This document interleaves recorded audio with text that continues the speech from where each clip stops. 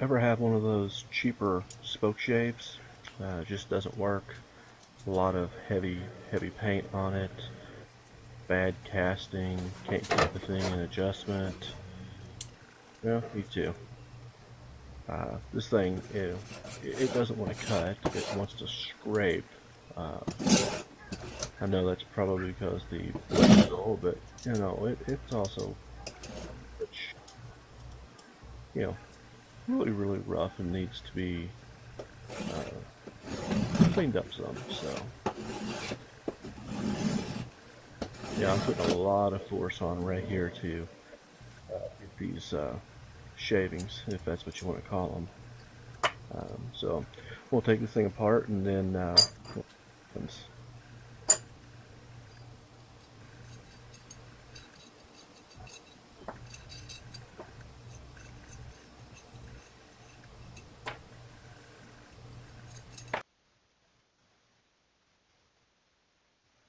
here's a sketch I drew up, just kind of showing the very crude way, and here's the actual blade and cap and how it sits in the mouth of the spoke shave. You could see there that it wasn't really nice. And there's the bottom of it. It's horrible.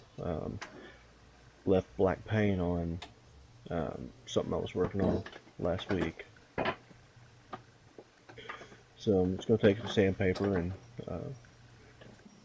a block of wood and try to get some of this paint off before I use a file on it.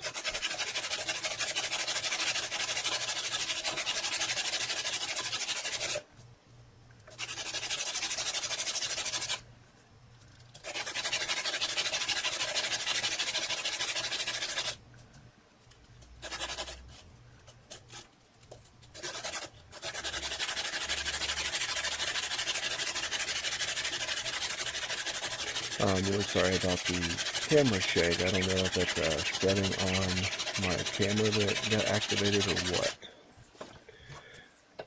So here I'm taking a file trying to just get the bottom smoothed out a little bit. I will put it on a sanding block later.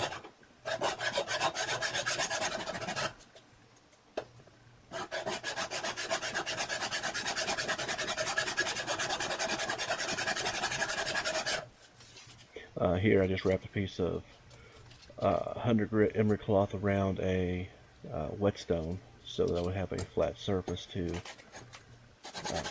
work on the bottom of the spoke shave with. And again, sorry about the camera shake here. I wasn't shaking it from the movement on the table. It's actually the camera itself trying to keep up with my hands, I guess. As you can see, there's still a lot to come off.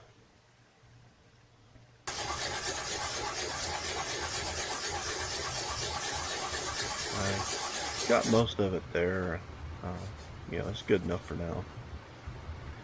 I'm gonna take and work on the mouth and the knife bed with the file.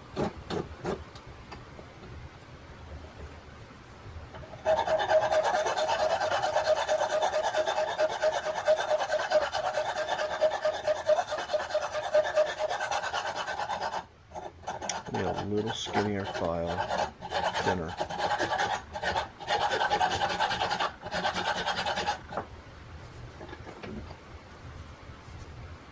Just checking to see how the blade looks when it's sitting against the base of the spoke shave.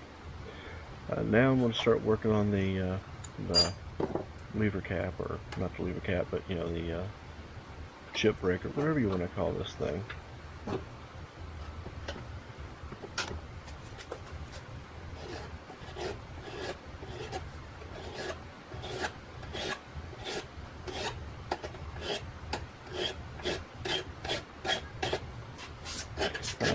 You guys a lot of redundant strokes with the file there.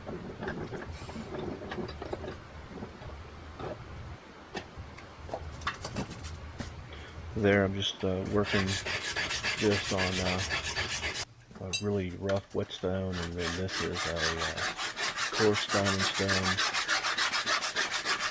This is a medium diamond stone. And I'm really just trying to knock that back corner off and give it a little bit of a shape. This is my fine DMT stone here. And while I'm on that stone, I decided to go ahead and start on sharpening the blade.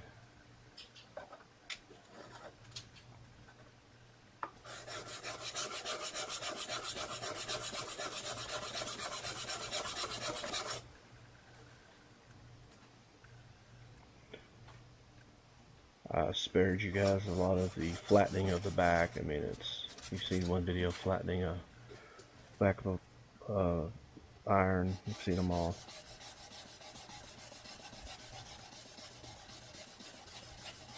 Just working on some 400 grit wet dry sandpaper, and getting the cap there polished up also.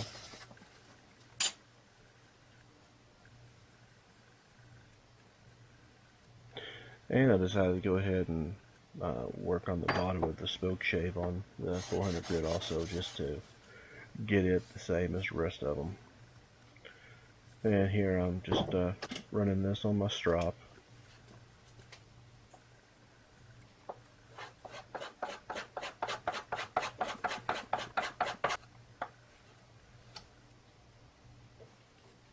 Guess it's not a sharpening video if you're not shaving something, so.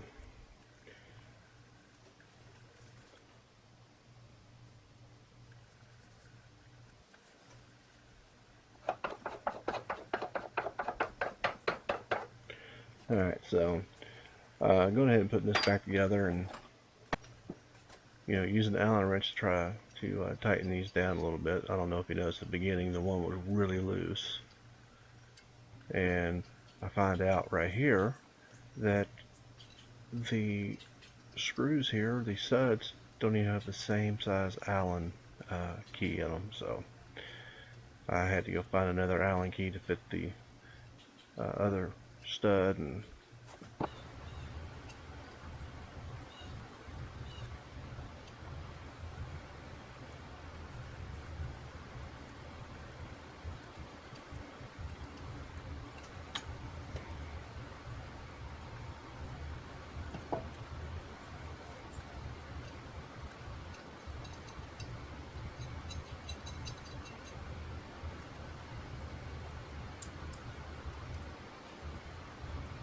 I need to put something on the threads here to keep the vibrations from letting those adjuster nuts move.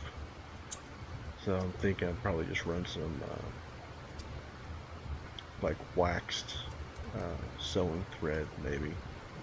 Should provide enough thickness to excuse me, should provide enough thickness to keep them a little stiff.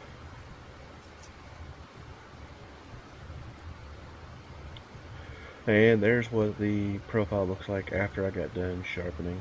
And I still need to work on the mouth there. It's not perfect, but it's a lot better than it was. So I'm going to put that piece of poplar back in my vise and get this thing adjusted and start making some shavings.